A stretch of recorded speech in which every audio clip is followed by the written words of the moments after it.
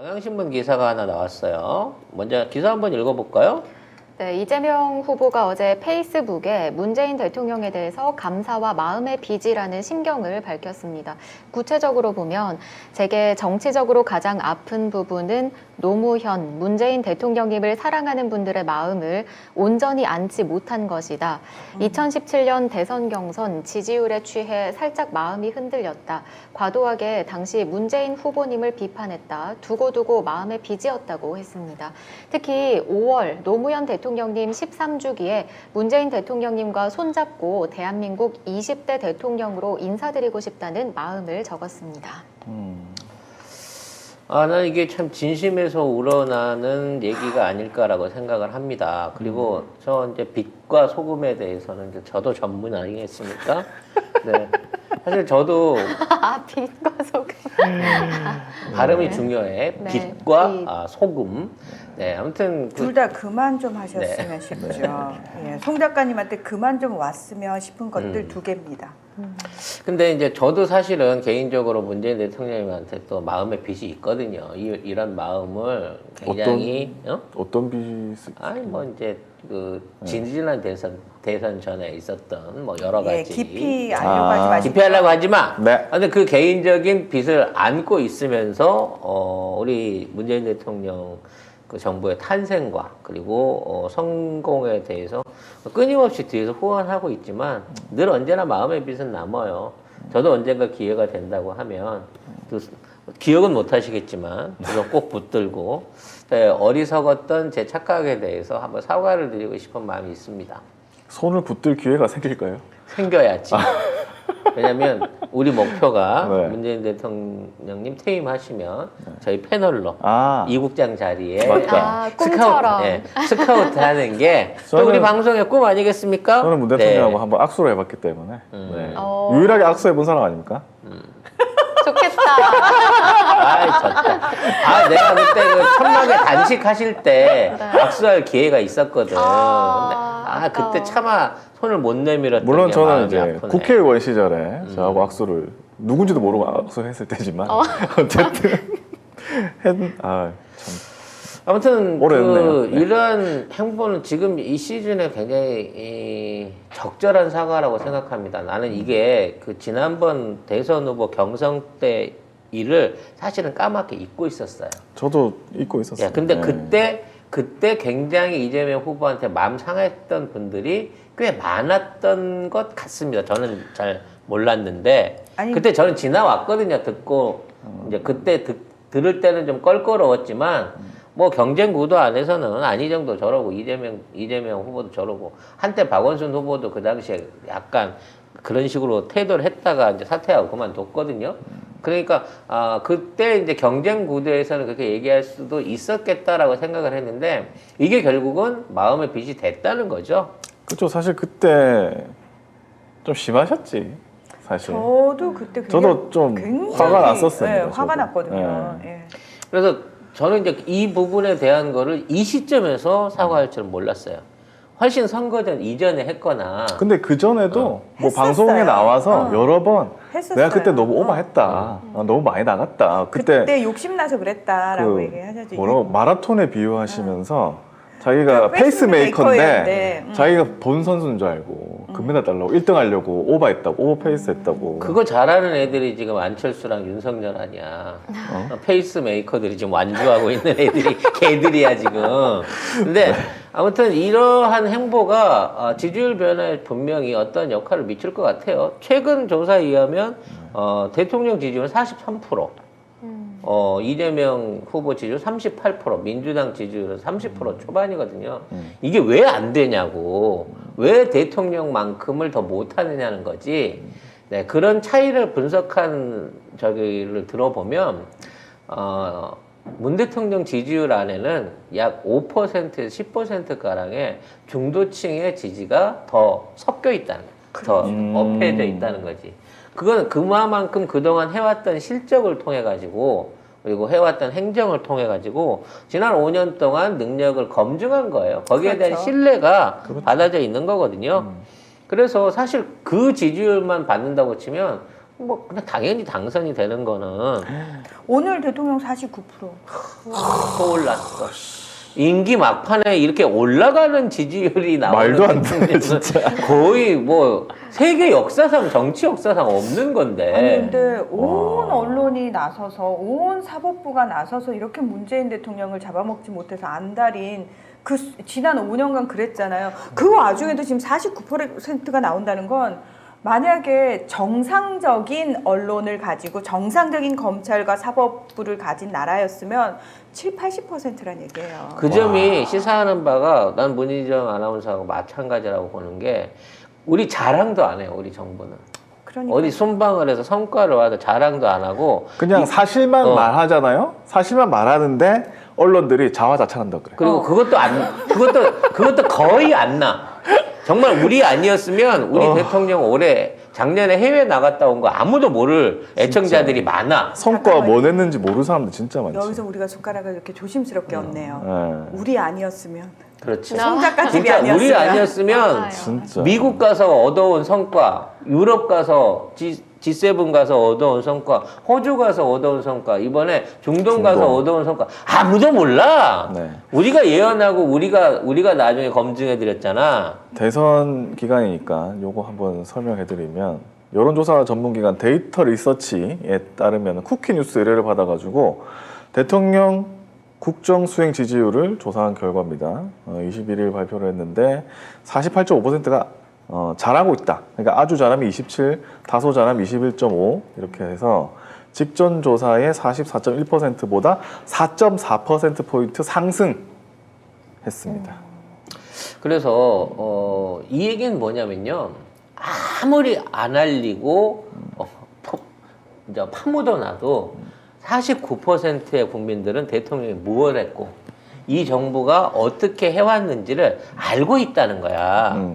그렇기 때문에 그 똑같은 정보와 똑같은 취득력을 갖고 있는 유권자들이 우리 국민들이 이재명 후보가 능력 있고 이재명 후보가 뭘 해왔는지를 모르겠냐는 거지. 알아요. 알죠. 당연히 난 알죠. 안다고 생각하거든. 근데 우리 정부가 이렇게 티내지 않아도 아는 거의 한 부분은 저는 이렇게 송작가 TV를 매일같이 애청하면서 문재인 대통령이 어떤 일들을 하고 돌아다니시는지 업적이 무엇인지를 열심히 알아서 주변 분들에게 열심히 퍼뜨리시는 우리 애청자 분들의 역할이 저는 있었다라고 생각을 해요. 맞습니다. 맞아요. 예. 밭가는 분들. 그러니까 여러분이 사실 정말 지치지 않고 옆 사람들한테 계속 알리려고 노력을 해주신 부분도 그 48.5% 안에 있다라는 거죠.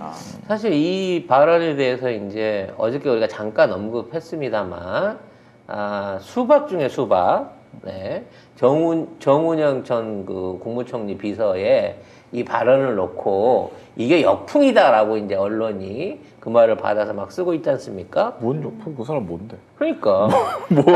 뭐 대단한 아니, 거? 아니, 저기- 기억하는 사람도 없는데 막 그걸 띄워주대, 갑자기. 어떤 사람을 데려갈 때는 일단 그 사람이 그러니까 뭐 대중적인 인지도는 없어도 그 사람이 그 지역에 엄청난 조직력이 있다든가 조직을 장악하고 있다든가 표가 있나? 그러니까 뭐. 박창달 씨처럼 음. 근데 대구에. 본지적이야. 그게 아니면 그렇죠. 또는 개인적인 역량이 굉장히 뛰어나거나 대중적인 인지도가 높아가지고 나 저 사람 좋아했는데 저 사람이 저쪽으로 갔네? 라고 영향받을 일반 대중들이 많거나 그 두 가지 중에 하나가 포함돼야 되는데 지금 말씀하신 그분 같은 경우는 그 두 가지 어느 쪽에도 포함이 되지 않는 분입니다. 그리고 이 사람이 한 멘트가 예측 불가능한 괴물 대통령보다는 차라리 식물 대통령을 하기로 했다 그러면서 이건 깜짝- 괴물이다라고 이재명 후보를 깠다는데 되려 이재명은 괴물이고 윤석열은 식물이라고 깐 거예요. 아무것도 못하는 둘 거야. 다 모두 까기 한 거야.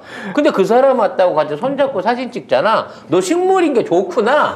라는 얘기밖에 안 되는 거거든. 아싸 나 식물 아니, 이러면서 신나서 사진 찍은 거잖아요. 괴물은 상대방이 봤을 때 이재명이 괴물이지 우리한테는 우리 편이에요. 우리 편이야. 그럼. 뭐야? 우리 편이 전투력이 만렙이란 그러니까. 얘기잖아. 어? 이왕 싸움을 할 거면 티라노사우루스가 내 편에 있는 게 낫지. 그렇지. 당연하지. 우리 그 얘기 하잖아. 송 작가님이 우리 편인 게 나아. 그럼. 저쪽 편이었으면 맞아요. 큰일 날 뻔했어. 큰일 나. 네. 따라서 뭐 이런 이유 때문에 했다고 얘기하는 사람들도 있습니다만 이제 선거적 막판에 가서 이제 하나하나씩 우리 편들을 다지는 거예요. 그렇죠. 이제 새로운 표를 끌어오는 것보다는 우리 편들을 다지는 시간이 필요할 거라고 생각합니다. 지금 어제 그 유세에서 보여준 그 압도적인 안산은 거의 2만 왔고요. 사람 진짜 많던데. 나머지 두 지역 안에서도 거의 뭐 10,000명 가까운 사람들이 정말 빽빽하게 모여서 이재명 대통령의 당선을 축하하는 자리인 줄 알았어요. 축제야, 축제. 진짜. 그런데 비하면 윤석열의 호남산에는 진짜 좁은 골목 안에 노인들만 딱 뒤에서 딱 봐도 이분들이 노인들인 게 티가 나. 정말 아니, 노래 가사가 딱 맞아 떨어지네요. 비 내리는 호남선. 그 그리고 눈물의 비가 내리는 거죠. 고령에 가갖고 저기 집회를 하는데 사람들이 집회를 하는데 다 쳐다를 안 봐요. 그러니까 스피커를 하고 있는데 단상을 외면한 상태에서 군데군데 모여 있는 거야.